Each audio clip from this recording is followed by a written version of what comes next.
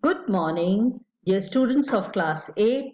Welcome to the English online learning class. Today we are going to take up chapter 8 of your book, It So Happened, Jalebis. An honest boy is on his way to school carrying money in his pocket to pay the school fees. The sight of crisp syrup jalebis in the market excites him, and the coins in his pocket begin to jingle. After a long debate with himself, he yields to the sweet temptation. So, these are the few points which you would find in the lesson.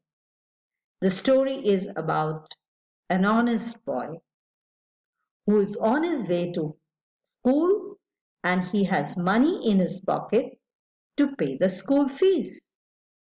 But when he sees the crisp, syrupy jalebis in the market, his coins in his pocket start making noise. They want him to spend the money and enjoy the jalebis. Now, this is wrong because the money was meant for school fees. So, this boy has a long debate with himself. Was it right to do or not?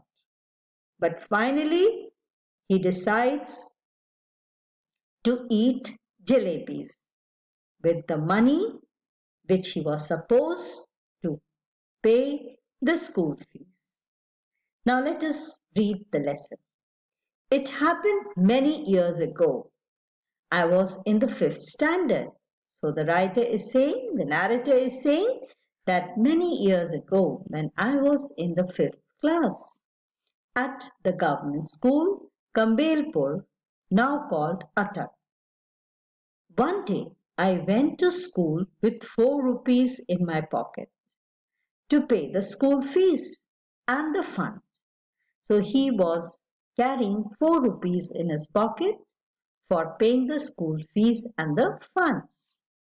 When I got there, I found that the teacher who collected the fees, Master Ghulam Mohammed, was on leave, and so the fees would be collected the next day. So the teacher, Master Ghulam Mohammed, was on leave and the fees would be collected the next day.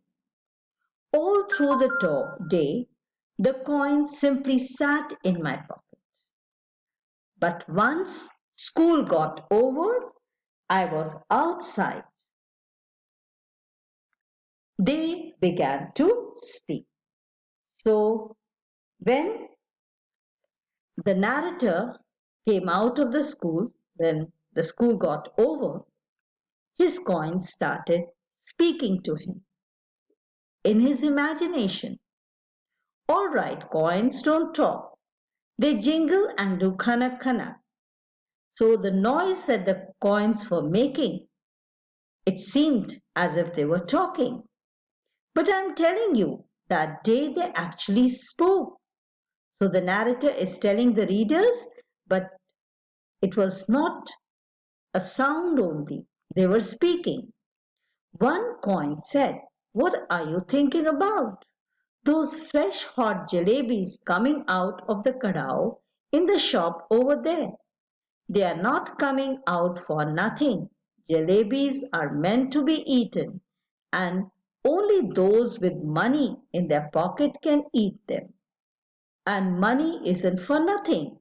Money is meant to be spent, and only they spend it who like jalebis."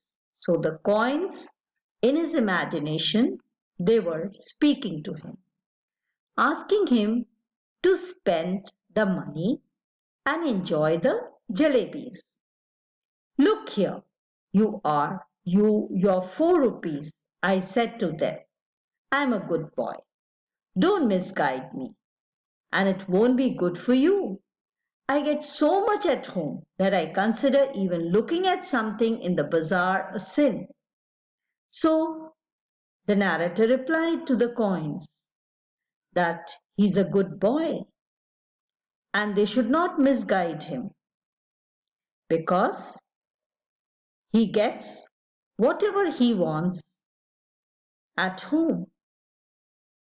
And looking at the jalebis in the bazaar is not right. It's like a sin. Besides, you are my fees and fun money. At the same time, this money is not my money. I'm supposed to pay my fees and fun money.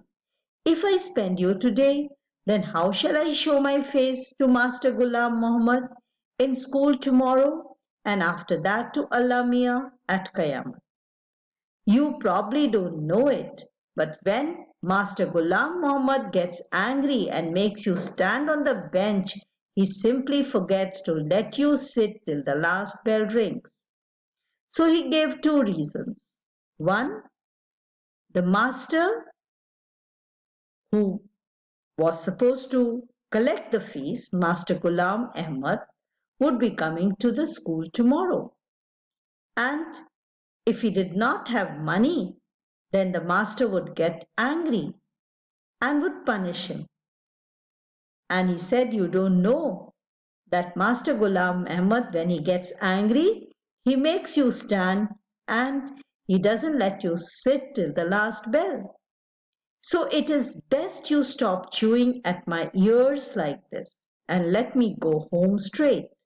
He said the second reason also he gave was that if he eats the jalebis out of the school money, the money which he had brought to pay the fees, then first of all, his master would get angry, and secondly, it would be a wrong thing to do, and he would not be able to face God. So he told the coins firmly that now do not bother me and let me go home straight. The coins disliked what I said so much that all of them began to speak at the same time. So now all the coins started speaking to him. They started making a great deal of noise. There was such a clamor that a passerby in the bazaar stared eyes wide with surprise at me and my pocket. So a passerby in the bazaar looked at him and his pocket because he could hear the sound. The coin of those days, the wretched thing, made so much more noise too. Finally, in a panic, I grabbed all four of them and held them tight in my fist. Then they were silent.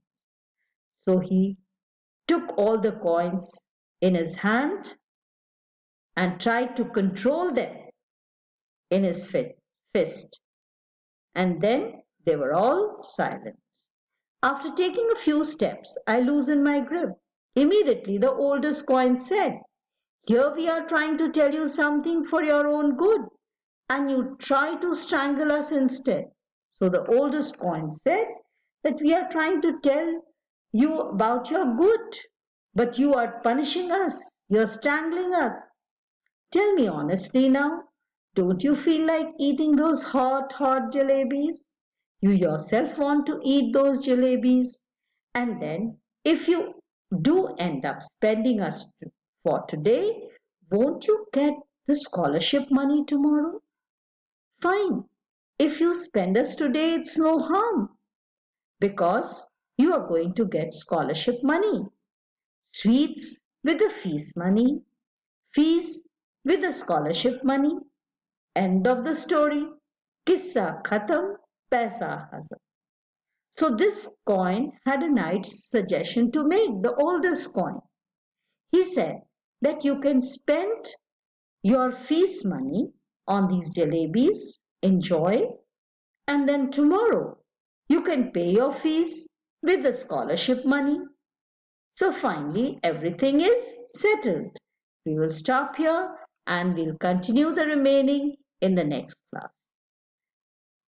Watch the video, write down the main points in your notebooks and come up with your queries in the next class. Thank you.